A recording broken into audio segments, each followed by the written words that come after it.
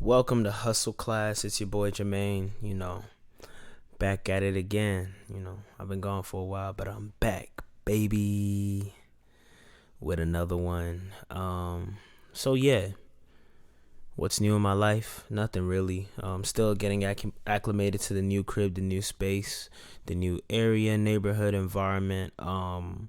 Still lots of clutter to go through in terms of my life itself, and then the crib. I'm looking at my floors right now. I got stuff all over the floor. Stuff all around the kitchen and the dining area. Just stuff that I have to handle, stuff that I have to deal with. So, I'ma handle that. But yeah, in today's episode, kind of just gonna keep going over some of the stuff I've already been going through. Just some some stuff about what has been going on in the market. Words of advice for anybody who's looking to get their hustle on. I think next week is when I'll finally be more settled and be able to come back with concrete content, delivering it in a very, very informative manner. But today I'm just gonna kind of kick it with you all. Um, so the first thing that I wanted to talk about, right, is the fact that sometimes it is okay to take things slow. Um, I want to say the month of June was very busy for me, both stock related and work related and life related, because I moved into a new space and moved out of an old space, right? So, lots have been going on in June, and I found myself in a state where I had certain goals I wanted to achieve in the month of June that I didn't actually end up achieving. And so, sometimes you can beat yourself up about those things, right? Especially when you consider yourself like a hustler, or you're out here trying to get it, or just trying to make something out of nothing, basically, right? But the eagerness to do, to act, to be able to accomplish something in a timely manner, or to work towards something to accomplish. And that's something that I've struggled with in the month of June, particularly because of moving and everything that has associated itself with that. Also rekindling, relationships with certain people and having interaction with family and whatnot, definitely plays a role in, energy shifting. I've had to interact with my parents and my siblings and, other people. So, and when you kind of sometimes get pigeonholed in this, okay, it's me, myself, and I against the world in your grind or in your hustle, what I'm saying? When you have to, get back to the real world and, interact with the people that you care about and things of that nature. What I'm saying? It can wear on you just because, that's energy.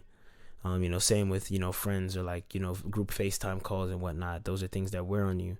So when you engage in those, what I'm saying, it takes energy. So, in my move in process, I had a lot of shopping, sleeping, setting up furniture, sleeping, setting up stuff, sleeping, groceries, sleep, cook. Like, it was just very setting up the whole space. So with that being said, I had certain goals that I wasn't able to meet, especially with stock related stuff. Like, I literally dropped stock. I think I just got back into stocks in terms of options trading, because I always have my long-term investments, right? But trading options, I just got back into that, I think, last week, end of last week, which I kind of talked about last week, with some of the plays I made. I think I was talking about Twitter and something else. But yeah, I made some plays last week. And so, I had to take my mind off of those things to focus my energy elsewhere. And like I said, you can beat yourself up about stuff like that. But I told myself that sometimes it's okay to take things slow. And that's the first thing I wanted to just get off my chest. Like, sometimes it really is okay to just take things slow. You know what I'm saying? So sometimes, the word hustle has a certain sense of urgency and haste, right? Hustle, like, you got to get it now, right? Now's the time. And you got to get it hard, right? So with that being said, sometimes, we do have to dial it back, right? To rebuild or refresh ourselves, regain certain energy that we might have lost burning so much steam trying to accomplish the things that we wanted to accomplish. So I just wanted to let people know that you can still be a hustler or be out here trying to make something for yourself and take breaks. There's the no days off slang, but Just look at any machine that runs. Like, even, we sleep, for example. Like, just look at anything that runs. There needs to be time for rest and refreshing and restoration and things of that nature. So it's okay to take things slow sometimes. Yeah, but I'm back into stocks, this last week, and this week has been kind of slow, but I'm back in nonetheless. And so, I guess my add on to that is, it's okay to it's okay to take things slow, but don't get too comfortable. Sometimes when you get comfortable, right, you can get complacent, where you just kind of are there, and everything is good, you're content, and you can say, you know what, I don't have to accomplish the things I wanted to accomplish because things are all right now. Sometimes there are things in life where the itch is too annoying, and you just got to scratch it. And there are other things in life that can be suppressed, if you just don't think about it too much, if you focus your mind on other things, which is what I was doing. I was like, you know what, I really need to brush up on my stock knowledge, and because I'm getting into like technical analysis, right? So I need to, the Greeks, Fibonacci, like certain things like that. If you get into, the nitty gritty of options, those are stuff that you can kind of help you better make a decision when it involves options trading and the stock market in general. Things that I haven't gotten into because, the excuse is, I'm a little tired. I did a lot of moving today. I cooked a big meal today. I had some work stuff to do. I need a break, things of that nature. So I've been ducking it. But sometimes when you get comfortable like that, you know what I'm saying, there's still a goal that I have for myself that I'm not achieving by me sitting down and saying, I'm just going to take it cool. So, there's a poem that we have in my fraternity alpha file for, don't quit. And, one of the things that it always says is rest if you must, but don't you quit. That's one of the most powerful lines in the poem. And so, yes, take things slow if you have to, but don't get too comfortable. All right. So I know I took a while for that, but that was the first 7 minutes of the show. Now I'm going to kind of get into some of the runs I've seen, and sort of the rallies. Like, this week, like, Amazon did incredibly well. It always sucks when you think, a run is happening, right? And there's this thing called FOMO, right? Where you basically see things going well in a certain direction, and without any research or any knowledge, you see things going well, you just kind of put your money in it because you're like, I want a piece of the pie. And usually you end up getting there too late, and by the time you're trying to get a piece of the pie, everything is tanking, right? So I looked at Amazon, and I was like, yeah, it's this week it's doing well, but it's gonna slow down. Fam, Amazon didn't slow down one bit. Went up in the last week. It's up almost $300. Like, that's crazy. It's up literally like 10% in the last week, meaning I could have made money on Amazon every day this week if that's all I focused on, right? So sometimes it's not a FOMO issue or like chasing a trend issue. It's just, you have to do your research. And you see, this is a similar situation to when you get too comfortable.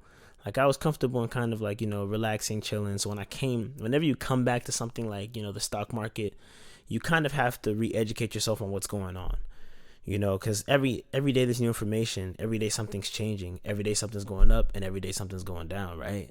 So it's good to kind of have that education handy and ready in terms of just market knowledge, what's going on in the markets. So, I always make sure I'm getting updates from whether it's the Discords I'm in, or the group me's I'm in, or other group chats I may be in involving the market, right? So I can just stay abreast with everything and not literally have to like sort through articles, right? Because other people, if you have a network of other people finding out that information, it just naturally funnels to you. Think of all your stock like group chats and everything kind of like a Twitter feed. If I want to know what's going on in the world or in my community, I just go to Twitter and look at the people I follow and what they're talking about. And it kind of gives me a general knowledge of what's really going on. And you can also look at like trending topics, things of that nature, right? So that's kind of how I look at my Discords and my group chats, just kind of to keep me aware and abreast of everything going on relating to the stock market.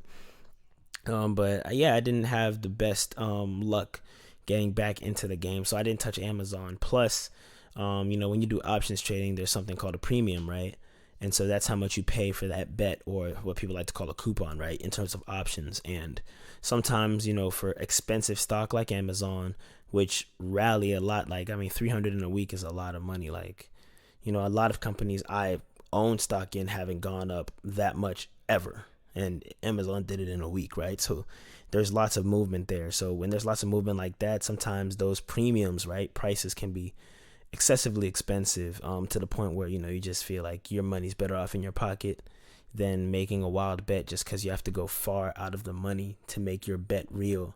Because let's be realistic, I don't have $1,000 to drop on Amazon, but I might have like 50, right? But for me to drop 50 on a bet on Amazon, I might have to bet that Amazon gets to like, let's say random number, let's say like Amazon's at like $3,300 right now, right? Let's say I have to bet that Amazon's gonna hit $5,000 in like 2 weeks, and that's the only way I can like participate in the rally in terms of options, because of how much I've budgeted that I'm gonna put into options. That's just, sometimes people don't want to take that much of a risk because it might just be unrealistic. When you make a bet that far out the money, all Amazon has to do is tank, one day, like by $50 or like by 30, right? Not that much in the grand scheme of the run, right, for the week, right? Because if it ran if it ran $300 up and it loses $30 off that steam, that's not too bad. But your option premium might not look at it that way. It might just tank. It might just go straight to zero, or it might hit your stop loss, which is like, okay, I bought it for $50 when the value is at like $40 or $35. I'm just gonna sell it because I don't want to lose any more money than that, right? That's a stop loss. Because part of stocks is taking profits, right, when you see them, so making money, right? But another part of it is when you see an L, take that to the chin. Just take your money out, sell it for a loss, so that you can prevent how much you're losing, right? Because in the grand scheme, if you lose less, you're kind of making more, right? You're keeping more of your money, basically. Yeah, so Amazon had a great rally this week. I'm wishing I got into it, but sadly I didn't. And but it's still doing its thing. So monitor it. And another one that did exceptionally well this week was Tesla. Another one that almost went $300 positive this week, right? And Tesla's at $1,500 now. I remember during COVID when people were like, "Oh, Tesla's gonna it's gonna tank." I mean, it literally went to almost like $350. It probably did during the whole maybe like mid-March, right? And then it ended up skyrocketing and rallying up to $1,500 in a couple months, and that's excellent. Because people thought Tesla wouldn't break 1,000, and then it broke 1,000, and it's been rallying ever since. I mean, I see Tesla hitting 2,000. I don't know how soon, but if all else, if everything stays well, that's how things will go. So Tesla's doing exceptionally well. This week I did also notice that the market's still kind of like the S&P kind of did what it's been doing, where it doesn't go too high or too low.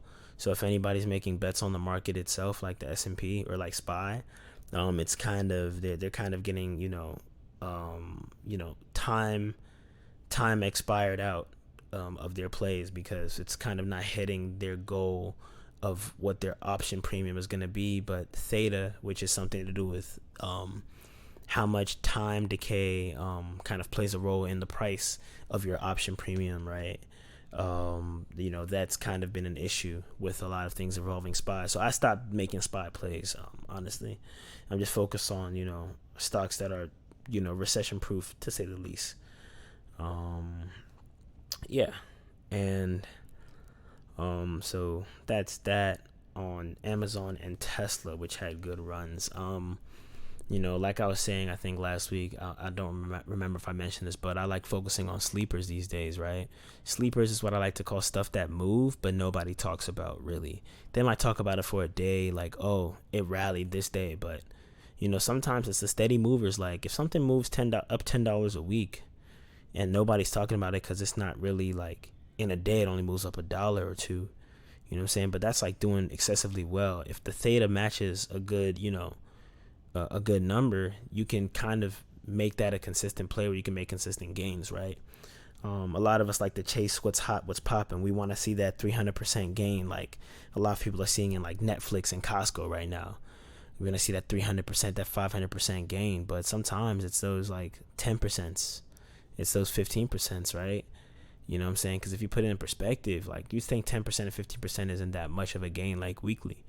But I think one of my cousins put it in a really good way. He said if you had 10K invested a week and you made like 10% of that, right? That's like 1,000 a week. Like that's a lot of money. Like it's 10%, right? Some people, like I said, people are out here chasing big plays, like 200%, 100%, thousands, thousands of percent, right? That's the plays that a lot of people are chasing. When it's like, fam, if you really like just kind of take your time with it, over time you can really become a trader who's like making thousands a week, right? Maybe even thousands a day. But Warren Buffett said it. A lot of people don't like getting rich slow, and I'm navigating that myself. So I'm hoping that I figured that out. But the sleepers I had were Twitter. I made some money on Twitter this week. I think they had fake news, or I don't know if it was fake, right? But Twitter had some news, right, or some hype built around Twitter, bringing up subscription services. I don't know what that looks like. I don't know anything about it, but my new strategy has kind of been doing these like overnight plays where I'm trying to get the gap ups in the morning to be able to sell at a profit almost immediately. Like I buy the stock after 3 p.m. I sell it by like 10 a.m., 11 a.m., right? So that's kind of what I like to do these days. And Twitter just treated me right last week and this week. So I made 200 on Twitter. Right now I'm in Twitter overnight again, heavy, and well, not as heavy as I was before. So I'm not losing as much as I've made, right?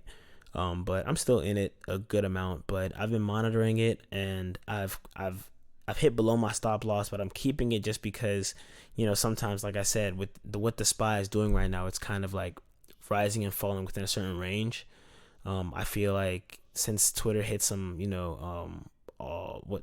some highs last week, it broke some resistance levels. I wanted to stay in it just because I had a little bit of faith. I did pay a little too much for my premium though, and I think that's why I'm feeling the effects. Because like I said, I had made money on Twitter and then I got back into it just because I thought that it would keep rallying. But I think news came out that the subscription service was not what everybody thought it was going to be, and then the price dropped a little bit, and that's cool. Another thing I'm in over the weekend is SPCE space, and that's another one that I'm in. It's not a sleeper. I've moved past sleepers now. The sleeper was Twitter, pretty much. I made good money on Twitter this past week, but the one I'm in over this weekend is SPCE. It's been going up and down. It did break a resistance point. So it went up, but sadly that resistance point didn't turn into support, so it shot back down, and now it's trying to rally back up. Honestly, if by Monday or Tuesday things aren't looking good for those plays, I have time with them. I like to get plays that are kind of a little further out in time, so I'll sell them and get some of my money back, right? Not all of it, but some of it back, so I can make another play, right? And then I do like so for people who want to just invest like consistently, I just do like $50 a week into my Robinhood account, right? I have other expenses right now, so I stick to 50, because the main thing about the whole stock game is I'm really in it for the knowledge. Like there's gonna come a point in time where I can really play with heavy money, but right now it's not about playing with heavy money and making big moves. It's about kind of just understanding how things work. Like, oh, if I put this here and I keep it here for this long, what's the result I'm gonna get? And if I do this research and or if earnings is coming up this week for this company, how did they do pre-earnings, post-earnings the last time? Just kind of I'm learning as I'm going along, right? So one thing I'm actually gonna do probably by tonight or tomorrow or Sunday is actually I'm going to come up with my strategy, right? So I don't really have a strategy. I have like an implicit strategy, but I'm gonna write down an explicit strategy for stocks that I will implement and use. I've been kind of understanding, okay, what's a good stop loss for me, or what do things usually bounce? When do they usually bounce back? Like how low does it get? Because I've had a situation before where, for example, Tesla. I was in Tesla, right, like last week, and my stop loss was hit, so I took my money out. But like literally like 10 minutes or 15 minutes after my stop loss hit, it started rallying like crazy up, and like you see, Tesla's up like $300. So that money that I put into Tesla, right, and I took out, right, I took it out at a loss of like maybe 25 to 30%, right? I probably would have been up right now 500 to 600% because I was way out of the money. And so when you're out of the money, your money compounds more when it's winning, right? Because it just that's just how options work. So yeah, I would have made like I don't know how much that would have been, but I think I was maybe like $90 in a Tesla, and I strongly believe I could have turned that 90 into at least 500, at least. So with that being said, it's just I evaluated that. I was like, okay, I need to set a greater stop loss, right? And then I did that with like Twitter, and right now I'm taking an L, a slight L. So I'm like, okay, if 25% is not doing it and 50% is a little too much, let me try to find. So I'm trying to implicitly figure out some of my own strategies just by playing with some of the money I have, right? After that, I'll be able to explicitly write it down, and I'll stick to that plan. Whether I miss out on a play or I do good on a play, I'm going to stick to that plan. That's one thing about having a plan. You want to just stick to it and execute, because if you've researched enough for that plan, right, and you kind of are getting in the cycle of using it, you're going to more or less become skilled at that plan, and you're just going to be an executor. Like it's one thing if you have a terrible plan, you execute it, things are not going to go well. But if you have a good plan, right, my plan is based on experience, it's based on knowledge. I would definitely have it reviewed by some of my peers who are doing stocks as well, or who are like excelling in it, right? So I'll have that peer review, see what some of them think about my decision making, right? Take that knowledge and apply it to what my plan or principles will be. And then I'll kind of have less to worry about, because it'll just be like clockwork. Like, oh, when it hits this price, I know I'm doing this. Oh, when it hits this, I know, oh, when I see this play and it's the premium is this price, I'm doing this. I'll just have a strategy. So if anything doesn't follow my strategy, it's not even in my head, it's not even on my mind. Because, right, a lot of what people say is sometimes like technical paralysis. And I think it translates past just, understanding like SMAs, like moving averages, and, strength indicators and things of that nature, right? Or, things like that. I think that a lot of it can also be, you have a watch list that's 20 companies, and you want to trade them all tomorrow, but you only have like $200. How are you going to trade 20 companies $200 and focus on all of them and all the news that comes in for all of them and all the timing for selling each of them? You have to kind of narrow your focus on not only the stocks you do, but kind of like your strategy. You can't do everything. You can't use everything. You have to just come up with a strategy and get in a cycle of using that, right? So that's one of my goals, moving coming up. One thing that I want to touch on, I guess, is positive COVID vaccine news.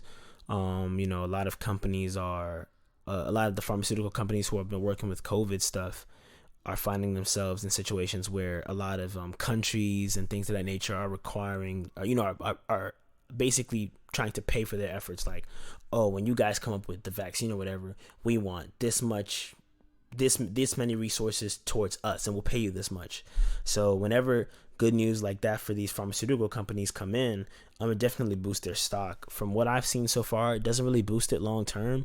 So the only way you could really make good money on it, in my opinion, right, is day trading that. So you might see a rally, getting it early. If you're late, you're late. If you see it, it just started, get in that.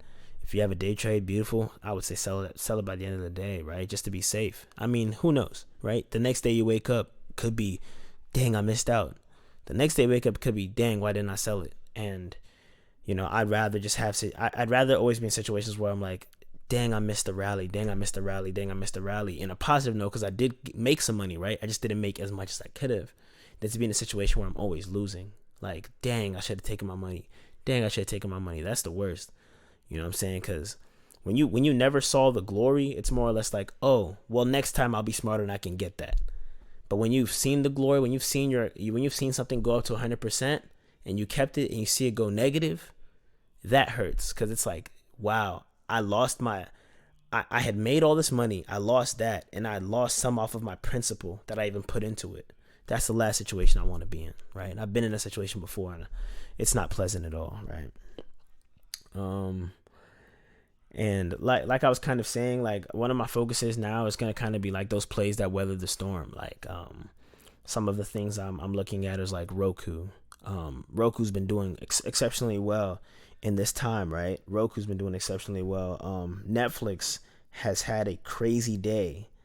Like Friday was crazy for Netflix. Netflix is up $50, well, $40 today, right? And up, 70 in the last week, 115 in the last month. Like, that's excellent for Netflix, right? And I don't see Netflix slowing down, because what we can tell about Netflix and Roku is that all COVID did was enhance what they were already doing, right? It's not like people were already moving towards that, and COVID gave it an extra push. But once things go back to normal, I mean, I don't think I'm gonna just like stop my Netflix subscription, right? I'm still gonna be going there for my content. Same with like Roku. People are still gonna be using it afterwards. So it's the boost they're having now. I don't think is gonna like, backtrack. Right? I don't think it's fluke. Like for example, what an example of something that's fluke, right? That I would call fluke, which is just like, it's a facade, right? Would be like the vaccine stuff, right? Because it's like once COVID passes, nobody's going to be looking for a COVID vaccine stock to invest in anymore, right? So it's a facade. Right now, like Moderna's doing excellent. Like, what I'm saying? AZN, Guild, excellent, right? But as soon as there's no COVID, it's kind of like, what happens to that pharmaceutical, right? What are they going to shift their focus to, right? Because that's what we're relying on them for, right? But when you have plays like Zoom, right, Netflix, Roku, they have not taken their foot off the gas since before COVID, right? So that's why I'm looking at them like, oh, okay, bet. Amazon, Tesla, also companies that, I would say Tesla probably not on that list, but Amazon, right? Another company that when COVID came, well, now people are getting everything online, right? It just emphasized that the put their foot on the gas for them. So those are the type of plays that I'm looking for, because I was playing with the markets, like I said, the SPY, right? VXX, which is kind of like a SPY inverse, but it's like it moves really quickly if there's uncertainty with the SPY. And then TLT, because I love when TLT snitches on the market. Like TLT will show signs of the SPY going down like before it really tanks sometimes, right? Or the general state of the market, right? The S&P 500, basically. So yeah, I was doing that stuff, but it was unsuccessful because, a lot of these, I would say big companies or big investment groups are kind of, limiting the Robinhood investors, if you will, kind of keeping us in this bubble. SPY might be between 310 and 290 and not go above or below that threshold, right? But a lot of people like me might have puts below 290 or might have calls above 310. And theta is just killing it. Like the time decay is just killing it because it's not ever heading in the right direction for your play, or it's staying in a consistent area where it's just not affecting the premium of your option. It's just your premium is just decreasing in value. So I first started focusing on those what I call like steady movers that weather the storm.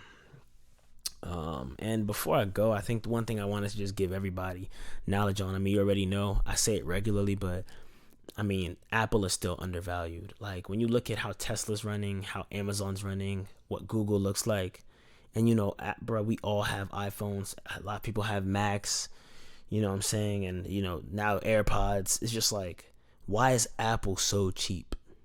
Why? I don't know. But I do see Apple rallying. You know what? Let me even take a quick glance at how Apple's doing in the market, because it's just like, and I just got Apple for the first time because I don't really have, I dedicate a lot of my funds towards options, and I do long term. But now that Robinhood has brought fractional shares, I've gotten my fractional share of Apple, or fractional shares of Apple, right? But Apple's up $15 in the last week, $35 in the last month, $115 in the last 3 months, right? And I still think Apple is like less than half the price it should be. I think Apple should be right there with Amazon, maybe a little less, because Amazon does a lot more, if you know what I mean, in terms of like, it just seems like they do a lot. I'm not saying that Apple doesn't do a lot, but what I'm saying, in terms of like the packaging and delivery and all that stuff, like that's a whole nother realm. Like, not to mention like being a store and a seller of many things, right? Apple just sells like iPhones and Apple stuff, right? Amazon sells Apple stuff and iPhones and a whole lot of other stuff, right? That's what I kind of mean by they just do a lot. But yeah, I think Apple's highly undervalued. So if you're looking at buying a stock, I mean, this guy listened to Wall Street Trapper. You can check him out on IG, Instagram, or just look him up on Google or YouTube, Wall Street Trapper. One thing he said that has always stuck with me is, when you're looking to buy a stock in a company, look at the business of the company and don't really look at the price of the stock. Right? Because if you believe in the business of the company, whatever price you buy the stock at, it's going to go past that, right? Because you really research the business and you know what the company's actually worth. That's why I say like Apple's Apple's worth so much more than it costs, like, honestly. And it might be one of those things that just eventually spikes up, like the type of things we've been seeing with like Netflix and like Tesla and Amazon in the last like week. I don't think it's far fetched for that to happen to Apple, where Apple just kind of just like skyrockets, out of nowhere, literally. So, I would stay 10 toes with Apple. Yeah, I don't really have anything in particular I'm looking at next week. Like I said, just kind of taking things slow right now. But next week, hopefully, I have better content in terms of like something that's more, like I said, informative or tangible, things that you can actively do to benefit yourself in a hustle manner. This is longer than I expected. 30 minutes well spent. I will talk to you all later. Have a great week and weekend. Peace.